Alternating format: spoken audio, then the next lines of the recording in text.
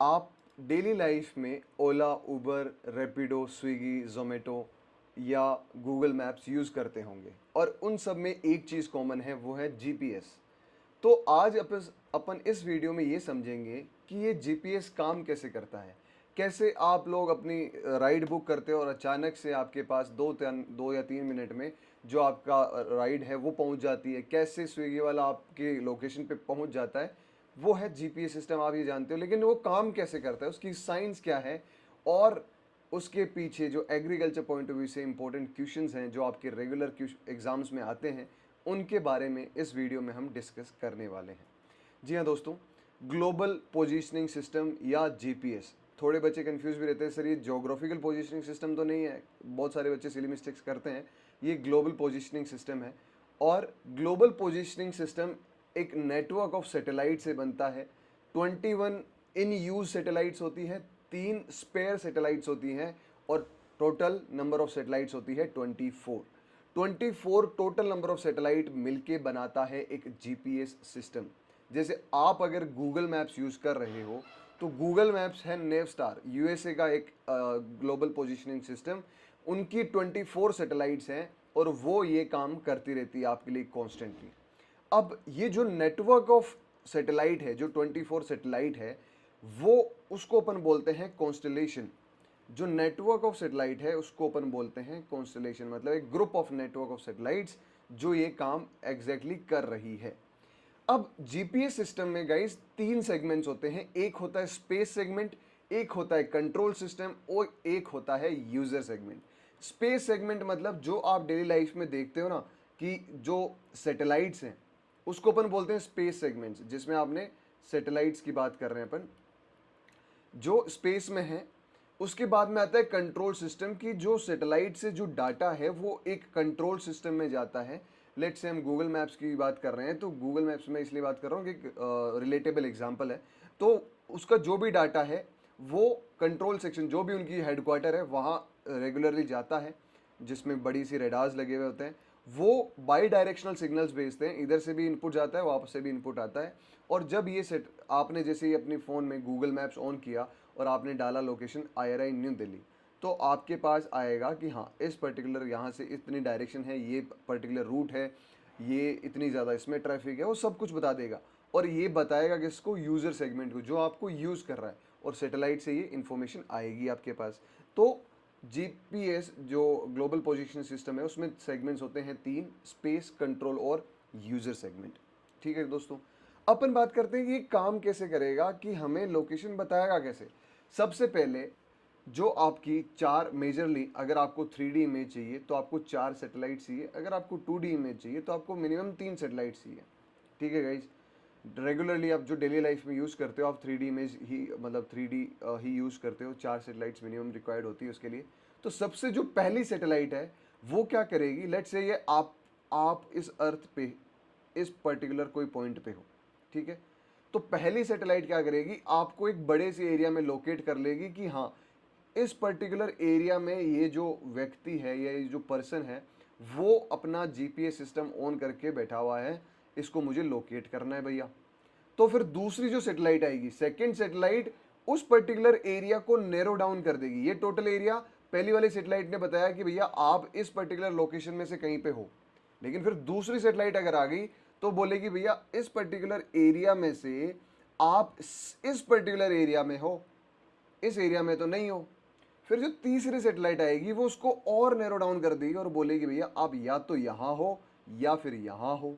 और चौथी सैटेलाइट आएगी वो क्लियर कर देगी कि भैया आप कहाँ हो, एग्जैक्टली आपका पॉइंट क्या है, आपकी लैटिट्यूड्स और लॉन्गिट्यूड्स क्या हैं, कोऑर्डिनेट्स क्या हैं आपकी, वो ये चौथी सैटेलाइट आपको बता देगी। अब ये चौथी सैटेलाइट बता कैसे रही है उसका अपन बात करते हैं। सबसे पहले क्या होगा, आपने अपना सिस्टम ऑन किया, आपने गूगल मैप्स ऑन किया, उसमें आपने लोकेशन का एक्सेस दे दिया। जैसे ही लोकेशन का एक्सेस दिया आपने, तो क्या होगा, ये जो आपका फ़ोन है, लेट्स से आपने यहाँ फ़ोन पकड़ रखा है, इंडिया में न्यू दिल्ली में IRI में आपने फ़ोन लगा रखा है। आपने यहाँ से जैसे ही लोकेशन ऑन करी, एक सैटेलाइट के पास इंफॉर्मेशन जाएगी और वो सैटेलाइट क्या करेगी एक सिग्नल भेजेगी आपके पास, इस पर्टिकुलर फ़ोन के पास सिग्नल भेजेगी। अब आपको और मुझे पता है कि एक पर्टिकुलर डिस्टेंस ट्रेवल करने के लिए अगर मेरे सिग्नल की स्पीड फिक्स है, तो इस पर्टिकुलर डिस्टेंस को कवर करने के लिए मुझे लेट्स से एक्स टाइम लगेगा। अब क्या होगा कि जो जीपीएस रिसीवर है, यहाँ से जो सिग्नल गया इसके पास रिसीव हुआ, इस पर्टिकुलर चीज़ में, इस पर्टिकुलर प्रोसेस में कितना टाइम लगा, लेट्स से 1.5 सेकेंड्स लगे, ठीक है।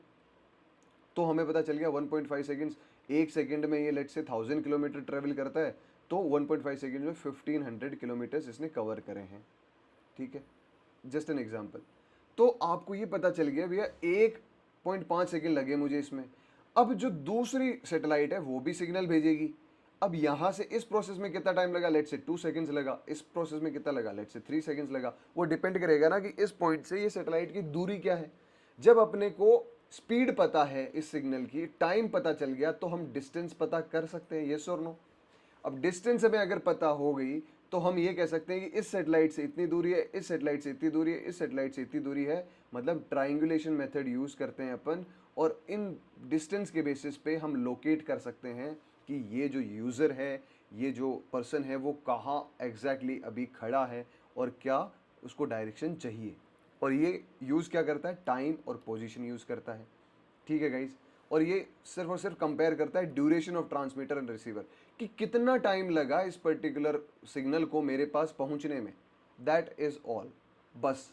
और इस पर्टिकुलर के लिए वो 3D इमेज के लिए 4 सेटेलाइट्स यूज़ करता है और 2D इमेज के लिए 3 सेटेलाइट्स यूज़ करता है। This is very clear, right.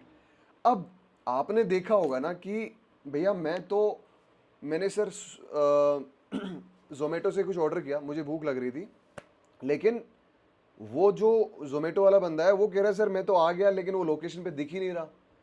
मतलब वो आपके पास आ गया लेकिन आपको दिख ही नहीं रहा, दैट मीन्स कुछ ना कुछ एरर है, हाँ या ना। वो आप डेली लाइफ में देखते भी होंगे। आप नीचे गए, भैया मैं तो यहाँ खड़ा हूँ, वो बोले भैया मैं यहाँ खड़ा हूँ, फिर आपको अगर आप नई जगह होगी तो आप तो बहुत ज़्यादा परेशान हो जाओगे। अगर नई जगह नहीं भी होगी तो आप बोलोगे एक जगह पे एक लैंडमार्क बता दोगे कि हाँ ये बिल्डिंग है, ये मंदिर है, या ये पर्टिकुलर जगह है, ये स्कूल है, ये आप हॉस्टल है, इस पर्टिकुलर जगह पे आ जाओ। तो वो चीज़ आसान हो जाती है ना। तो वो जो एरर था, जो आपको पोजिशनल एरर था, वो उसको अपन मिनिमाइज करने के लिए यूज करते हैं डिफरेंशियल करेक्शन मेथड। जो आप जीपीएस यूज करते हो, जो मैं जीपीएस यूज करता हूं, वो होती है नॉर्मल जीपीएस, जो अपन बोलते हैं कोर्स एक्विजिशन कोड, जो अपन डिफरेंशियल विदाउट डिफरेंशियल करेक्शन होता है। मतलब डिफरेंशियल करेक्शन का मतलब क्या है, जो आप और मैं यूज़ करते हैं ना, उसकी जो रेंज है वो 10 to 15 मीटर्स है। आप जो भी लोकेशन बताओगे उसके 10 से 15 मीटर के आसपास की लोकेशन वो दे देगा। लेकिन जीपीएस शुरू कहाँ से हुआ, इससे एक इंटरेस्टिंग स्टोरी निकल के आती है कि सर जीपीएस की स्टोरी क्या है, क्यों जीपीएस शुरू हुआ। देखो, यूएस ने अपने मिलिट्री ऑपरेशंस के लिए, ताकि जो उनकी एयर है, जो उनकी कह सकते हैं कि जो मिसाइल्स हैं या जो ड्रोन्स हैं, वो एग्जैक्ट पिन पॉइंट पे हिट करे, उसके लिए उन्होंने जीपीएस को इन्वेंट किया 1900 कुछ 60s में। बट 1980s में ये देखा गया कि ये सिविलियन यूज़ के लिए बहुत ज़्यादा यूज़फुल हो सकता है।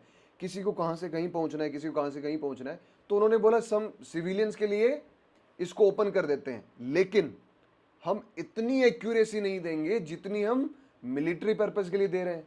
मिलिट्री पर्पस के लिए कितने दे रहे हैं, पिन पॉइंट अंडर 1 मीटर, लेकिन आप लोगों को और मुझे कितनी मिल रही है, 10 to 15 मीटर। उसका रीजन है डिफरेंशियल करेक्शन। और डिफरेंशियल करेक्शन होता है, जैसे आप लोग बाहर गए, आपने बताया, एक लैंडमार्क बता दिया कि भैया यहाँ आ जाओ, तो आपको आसानी हो जाती है ना कोई भी बंदे को लोकेशन बताने में। वैसे ही जीपीएस भी क्या करता है, ग्राउंड रेफरेंस ऐड कर लेता है सैटेलाइट्स के अलावा।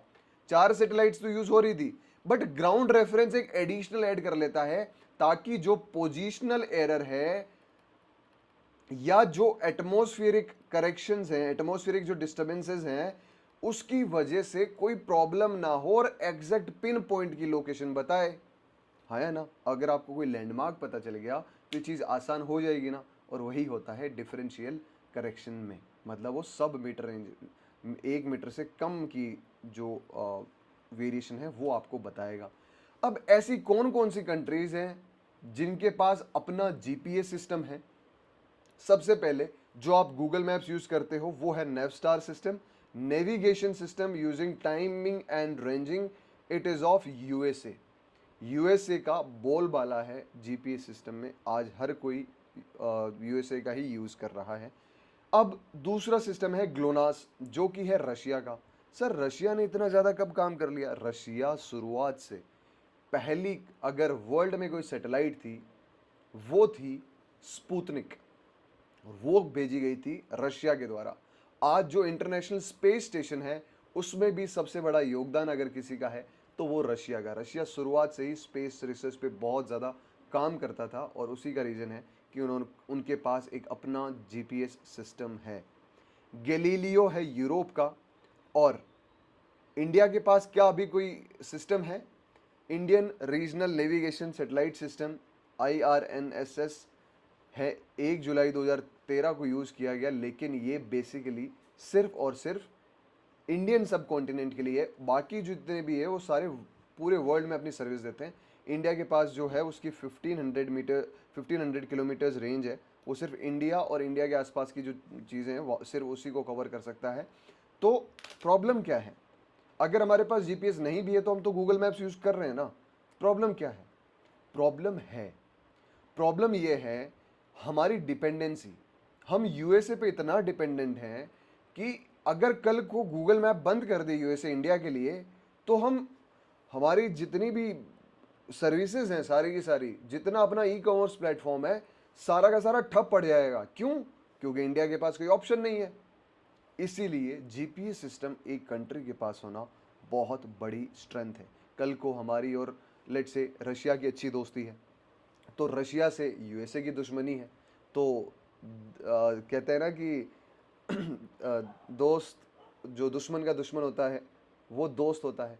तो हो सकता है कोई दूसरी कंट्री यूएसए को अपना दोस्त बना ले, और रशिया से हमारी दोस्ती है वो उल्टा पड़ जाए, तो यूएसए कुछ सैंक्शंस लगा दे, और उस सैंक्शंस के चलते चलते हमारे जीपीएस, इन केस होने नहीं वाला, इंडिया बहुत बड़ी स्ट्रेंथ है तो ऐसा कुछ होने नहीं वाला। बट मैं कहना चाहता हूँ कि एक जीपीएस सिस्टम होना बहुत बड़ी स्ट्रेंथ है कोई भी कंट्री के लिए। तो इंडिया के पास एक overall world wide regional centre, मतलब वर्ल्ड वाइड एक जीपीएस सिस्टम होना चाहिए, और उस पर काम भी हो रहा है, रेगुलरली काम हो रहा है। 2013 से शुरू हो गया था और अभी रेगुलर काम हो रहा है। अब आपसे मैं कुछ क्वेश्चंस पूछ लेता हूँ, वो आप कमेंट सेक्शन में लिखोगे, ताकि और जो भी राइट आंसर होगा मैं उसको पिन कर दूंगा और उस पर हार्ट दे दूंगा, ताकि बाकी लोगों को भी पता चल जाए। How many satellites are typically needed for a GPS receiver to determine its location accurately? 2 3 4 5, option 2 3 4 5 आप लिखिए। इसमें 2D और 3D नहीं दिया गया है, इसलिए थोड़ा सा कंफ्यूजिंग रहता है। आप लोग आंसर लिखिए इसका। सेकंड क्वेश्चन है, GPS receivers calculate location by measuring the time it takes for the signals from the satellite to reach them. This process is known as extrapolation, interpolation, regression या triangulation. इसका answer भी आप लिखिए। और जैसे मैंने बताया, why GPS system is so important, because of dependency नहीं होनी चाहिए, हमारा सारा सिस्टम ठप पड़ जाएगा इसीलिए। इसके साथ अगर आपके पास कोई भी आपके इन केस कोई क्यूरी हो रिगार्डिंग टू जीपीएस या रिमोट सेंसिंग में, तो आप लोग इस कमेंट सेक्शन में लिख सकते हैं, हम उन पे विचार करेंगे और अगले वाला कंटेंट उसी पे लाया जाएगा। इसी के साथ इस वीडियो को हम एंड करते हैं। Thank you so much.